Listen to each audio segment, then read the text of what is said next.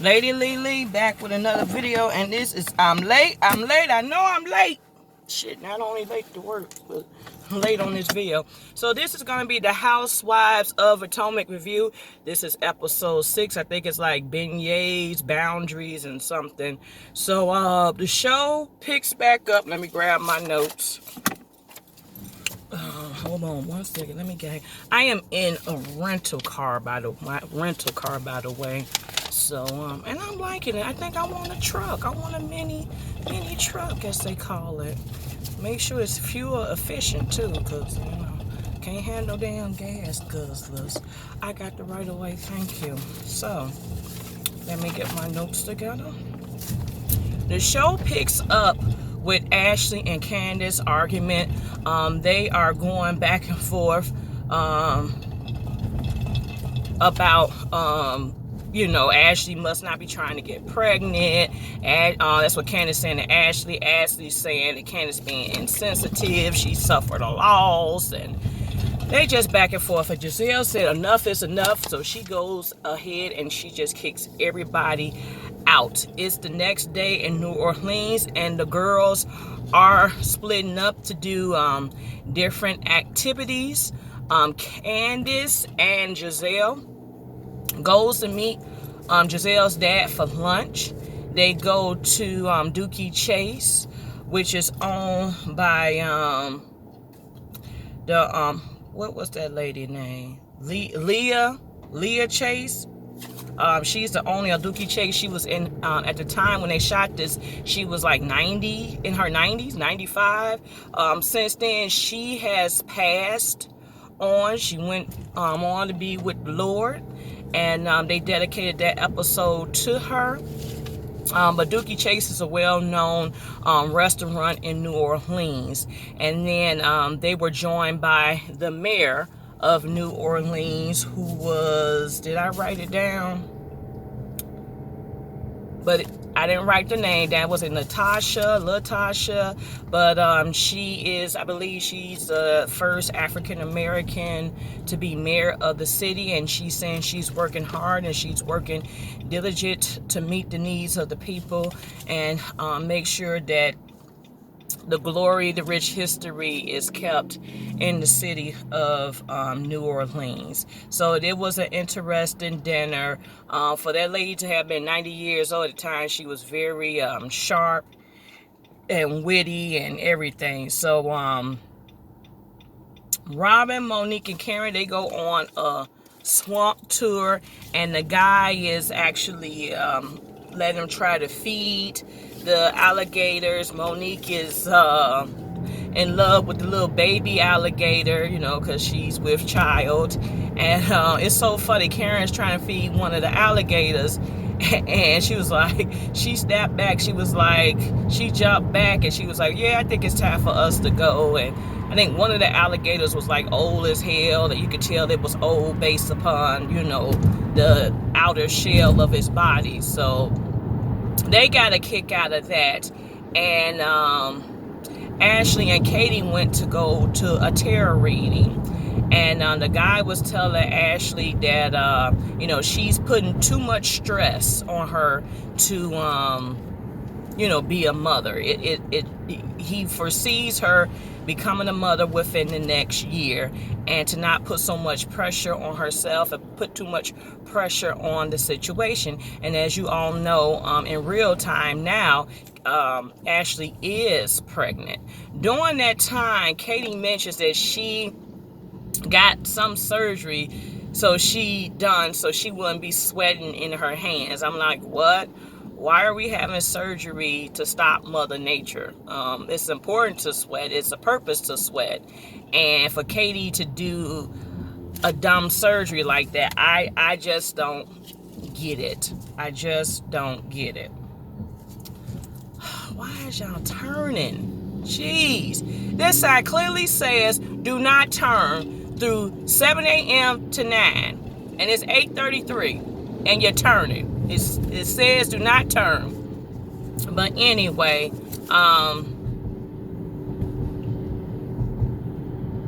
yeah, we talked about that. She could expect to be pregnant in a year. From there, Ashley and Katie goes to a lingerie store, and they're trying on, Ashley said this will be good to get some things for Michael so they can, work on getting this baby. They try on these tassel for their breasts. Baby, these girls ain't got nothing. I can't even safely say they got plums. I don't know what the heck they got up there, but both of them ain't got nothing up top, not at all. They ain't got nothing. And then like James Cardwell on his channel, he had said, so you just trying on these tassels, you put them on your breast and you take them off, and then the next person supposed to come in and buy them if you don't get them. And I was like, that's interesting. So do they have, like, when you try on swimsuits, they have like that covering that, it's like that piece of paper, plastic, or whatever they have in a swimsuit, a lining that you have in your swimsuit, that you keep on, you could try on the swimsuits. Do they do that with those tassels? I don't know, but them girls definitely ain't got no breasts at all. So the girls are getting ready to celebrate Giselle's father's 80th birthday. It's gonna be an all-white affair. So Giselle says she ain't fooling with these girls. She meet up with her daddy. They take a trolley car. The other girls, they end up in, the little, meeting for the shuttle.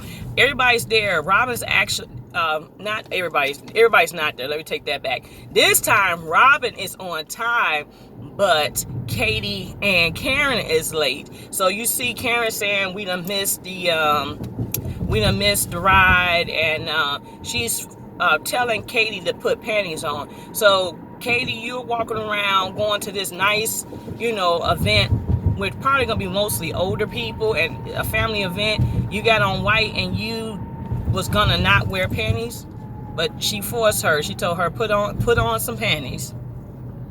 So she did. Katie's wig, by the way, was horrible. It was just like, girl, don't you have hair? Like, what's the purpose of this wig? Like, if you got nice, luxurious hair, why would you wear a wig? That's all I'm saying. I get why some people wear wigs and stuff, and I have wore wigs, but I don't understand why Katie's in a wig. So anyway, I'm trying to see.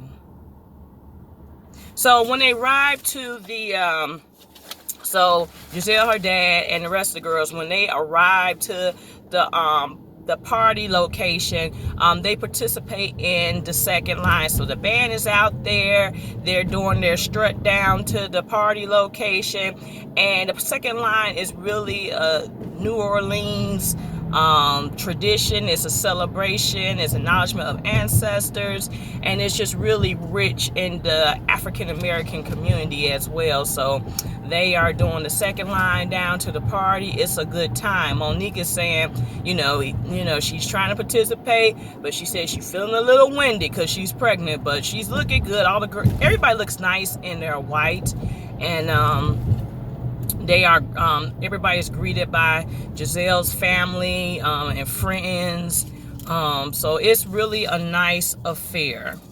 I'm trying to see where I'm at with my notes. So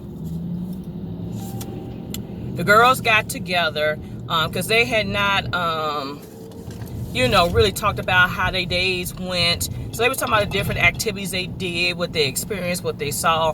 Candace tried to apologize to Ashley. And Ashley is like, half-heartedly accepted it. But she was saying, she needs more time to invite Candace into her journey and her story and blah, blah, blah. Giselle's ex-boyfriend shows up, in which she's going to hang out with him later. But he comes to support. Candace and Ashley end up getting back into it again, because I stopped writing notes at that point. I can finish it off. They get back into it again, and Giselle was like, stop it, because you're not gonna do this at my dad's birthday. But y'all was finna go toe-to-toe almost at damn Candace's wedding. You go toe-to-toe almost anywhere else. You went toe-to-toe at Karen's fundraiser. You went toe-to-toe at Karen's fundraiser last season, so I don't understand why you felt like your dad's birthday was off limits. So just it's time to sing happy birthday and have dad cut his cake. So Giselle gets Candace to come and sing. And they trying to shade Candace. Candace has a decent voice. You know, it's not bad. It's decent. She's a pageant girl.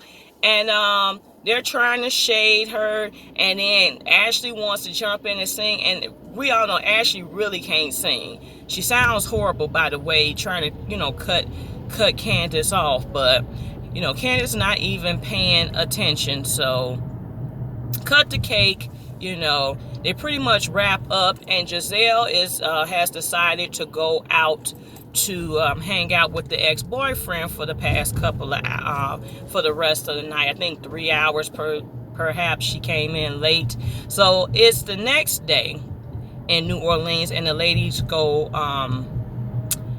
paddle boating, and then they end up going to another popular place in New Orleans, which is Cafe du Monde. I went there. They are known for their beignets. And yeah, Cafe du Monde, if you ever go to New Orleans, if you've never been, Cafe du Monde is cracking at all the time. It's cracking during the day. I was trying to turn whatever's heat, air, whatever the hell going on off. It's cracking during the day, and then it is cracking even at nighttime. Like, yeah, go about 2, 3 in the morning. You think it's cracking.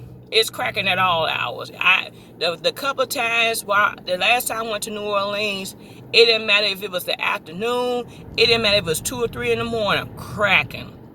Because we had went during the day, and then we had went like, oh, you know, when we was having a night on the Bourbon Street, and we went cracking. Go to the fried chicken spot on Bourbon Street, cracking. 2, 3 in the morning, cracking. So Karen thought that was a time to throw shade on towards Giselle about Sherman, because she brought up the her hanging out with the ex-boyfriend, and Giselle was like, you know, I wrapped the party up because it was time to go. It wasn't I was in a rush to see him, but I mean, I was going to hang out with him regardless because I'm here in town. So Karen thought that was her cue to bring up Sherman and how she seen Sherman shopping around with another woman at Saks, and how Sherman had left the party before Giselle did. So Giselle has been on her best behavior while she was in New Orleans. And I don't know if that has to do because of her dad. You know, he doesn't tolerate that behavior, even though she is a grown woman, or what. But Giselle has been really mild. But Giselle gave off that inching that it's on and popping once they come back to Potomac. So another thing is Monique has just talking about she's getting ready for that party. You know, she's throwing the rainbow party, and this is going to be the first time that Chris' mother actually comes to their new home. She hasn't been in Potomac in a while, and then they keep shading Monique, because every time they go back and they mention Chris' mom, they always bring that they always show that clip of Monique's mother-in-law calling her a heifer. They always keep referencing. Bravo is shady. They always bring that back. So we get to see what's going to go down with the mama. This is her first time at the new home, and we're going to see if they're going to make amends. But that is it. That is all. Like, comment, subscribe. Thank you for your patience. We had Greek picnic on Sunday, and it was just like, yeah, a lot going on, and then my hair had went kapooyah, so I wasn't fit to be on nobody's camera unless I was gonna be in a scarf, or I had a bonnet or something. And then I had to get my hair done, went back to work, and it was just crazy. So I thank you for your patience and your understanding. I'm going to really try, because this Sunday is like Father's Day. It's nothing really going on. We're going to hang out with my dad for a little bit, kick back. But I hope to have it up and ready within a reasonable amount of time for this upcoming week. But like, comment, subscribe. Thank you for your support. Stay tuned for more videos. Peace.